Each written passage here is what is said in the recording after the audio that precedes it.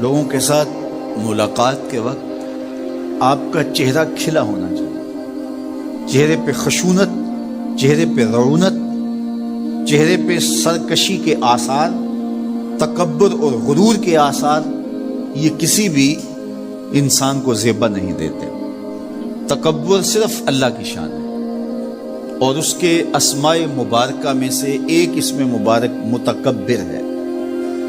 الکبریاء ردائی، کہا کبریائی میری چادر ہے، اور جو مجھ سے میری چادر چھیننا چاہے گا میں اس کو جہنم کی آگ میں ڈالوں گا۔ اس کائنات میں ہونے والا پہلا جرم تکبر ہے۔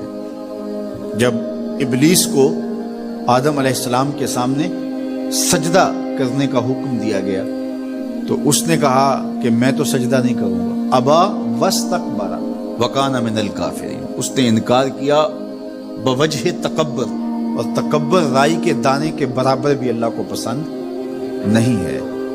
اور قیامت کے دن جب لوگ سورہ اسرافیل سے آغوش موت میں ہوں گے تو اللہ تعالیٰ جل شانہ لوگوں سے خطاب کرے گا، تو اس میں ایک جملہ یہ ہوگا، این المتکبرون، تکبر کرنے والے کہاں ہیں؟ تو لوگ آغوش موت میں ہوں گے تو کوئی سر نہیں اٹھائے گا۔ اللہ فرمائے گا این الملوک، بادشاہ کہاں ہیں؟ کیونکہ زیادہ تکبر بادشاہوں میں، حکمرانوں میں ہوتا ہے۔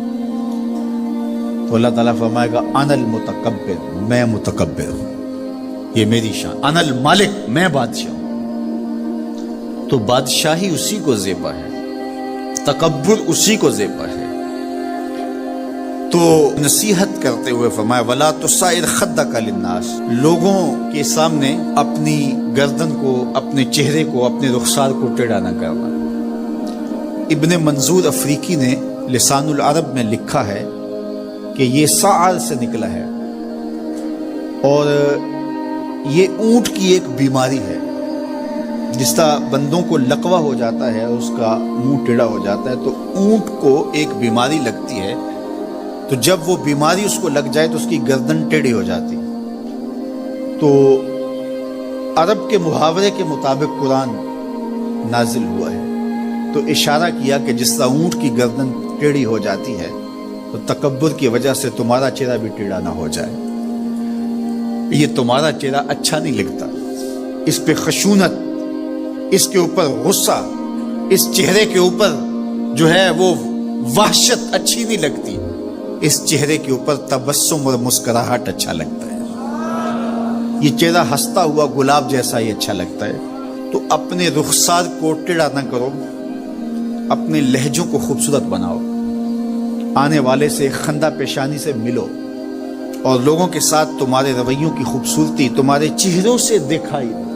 علامہ آلوسی کہتے ہیں کہ بعض کا بندہ کسی کے سامنے بچھ ہی جاتا ہے، عجز، عاجزی، انکساری یہ انسانی وصف ہونے چاہیے، لیکن کسی کے لیے اس طرح انسان بس جھکتا ہی جائے کہ اس کی عزت نفس بھی باقی نہ رہے اور وہ احساس کمتری میں مبتلا ہو جائے، تو یہ بھی انسان کے لائق نہیں ہے۔ تو رخسار کو ٹیڑھا کرنے کا جو ہے وہ مفہوم یہ ہے کہ آپ عجز اختیار کریں، لیکن اس عجز کا یہ مفہوم نہ ہو کہ آپ کی عزت نفس مجروح ہو جائے۔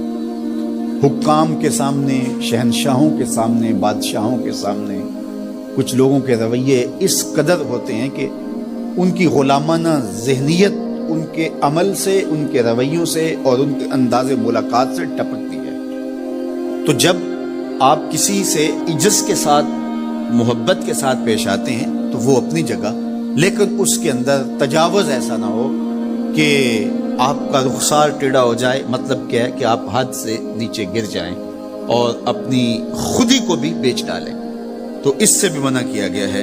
تو ان دونوں کے درمیان بیلنس رکھیں، تکبر میں بھی مبتلا نہ ہونے پائیں اور احساس کمتری میں، اور ایسا عجز جو آپ کی خودداری کو بہا کے لے جائے اس میں بھی مبتلا نہ ہونے پائیں۔